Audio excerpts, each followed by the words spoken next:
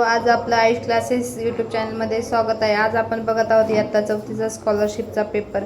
बघा, तुम्ही ही जे प्रश्न दिलेले आहे हे काळजीपूर्वक वाचा आणि सॉल्व करा। सर्वात मोठी 3 अंकी संख्या, सर्वात लहान 2 अंकी संख्या यांची बेरीज किती आहे? ऑप्शन दिलेले आहे, उत्तर पण दिले, ते वाचा। 2500 ही संख्या अंकात कशी लिहितात? तर बघा, दुसरा ऑप्शन आहे ती।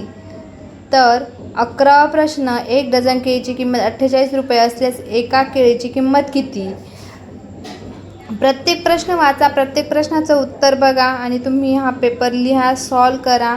अशाच प्रकारे पॅरेंट्स लोकांनी मुलांकडून सोडून घ्या, म्हणजे मुलांची प्रॅक्टिस होईल आणि त्याच्यावरती जे सर्कल दिलेले असतात त्याच्यावर तुम्ही टिक करा, म्हणजे तुम्हाला पेपर सोपा जाईल। अशाच प्रकारचे तुम्हाला प्रश्न असणार आहे स्कॉलरशिपचे, सराव करत चला, म्हणजे पेपर तुम्हाला अवघड जाणार नाही।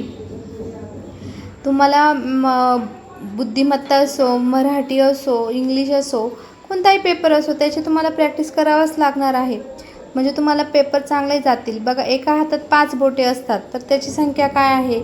2 ही समसंख्या, 2 आहे तर 4 ही समसंख्या कोणती?